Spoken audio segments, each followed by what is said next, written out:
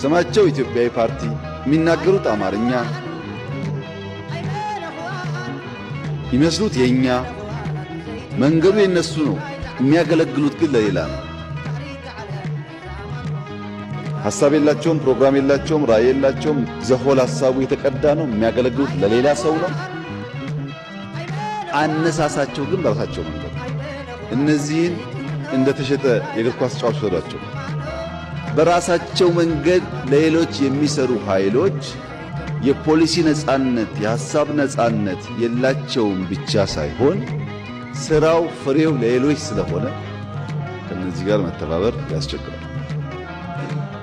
አማርኛ ስላወሩ የአማርኛ ፓርቲ ስላላቸው የአማርኛ ኤንጂኦ ስለሆኑ ብቻ ሁሉ ለኢትዮጵያ ያገለግላል የሚል ሞኝ ሐሳብ የለንም፣ መረጃም አለን። አራተኛው የከፋው ግን እስካሁን ያነሳኋቸው በራሳቸው መንገድ ለሀገራቸው የሚሰሩ በራሳቸው መንገድ በሀገራቸው ላይ የሚሰሩ በራሳቸው መንገድ ለሌሎች የሚሰሩ ናቸው። አራተኛው ግን በሌሎች መንገድ ለሌሎች የሚሰሩ ናቸው። መንገዱም ስራውም የነሱ አይደለም። ደሞዝ የሚከፍላቸውም ሌላ ሰው ነው። ስብሰባ እንጠሩ የሚያደርጋቸውም ሌላ ሰው ነው።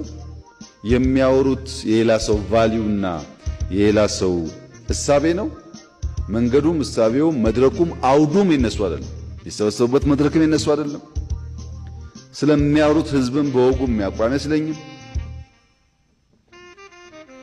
እነዚህም በህግ ነው የምንጠይቃቸው እንጂ ኮንሺየስሊ በሌሎች መንገድ ለሌሎች የሚሰሩ ኃይሎች እያወቅን ለኢትዮጵያ ፋይዳ አላቸው ብለን ራሳችንን አናታልልም። መጀመሪያ በኢትዮጵያ ፖለቲካል አውድ ውስጥ የሚታገል ማንም ሰው ኢትዮጵያዊ ነኝ፣ ለኢትዮጵያ አገለግላለሁ፣ ለኢትዮጵያ ናሽናል ኢንትረስት ቆማለሁ፣ ለኢትዮጵያ ዘላቂ ጥቅም የድርድር ሚዛን የሚሆነው የትውልድ ፋይዳ ነው ብሎ ካልቆመ በስተቀር ወደብም ሲባል ለመስጠት የተዘጋጀ ምንም ሲባል የተዘጋጀ ሰው ከሆነ ይሄን የፖለቲካ ፓርቲ ነው የኢትዮጵያ ነው ብሎ መነጋገር ያስቸግራል። ፖለቲካል አውዱን በዚህ መንፈስ ተመልከቱ። እናንተ ውስጥ እንደ ፓርቲ ከነዚህ ካስቀመጥኳቸው 4 ፖይንቶች የትኛው ውስጥ እንደምታርፉ እናንተ ገምግሙ። እኔ ደረጃ አልመድብም። ነገር ግን የማረጋግጥላችሁ ጉዳይ አንዳንዴ በፓርቲ ደረጃ ይሄ ነገር የማይሰራ ቢሆንም በግለሰብ ደረጃ ግን ይሰራል።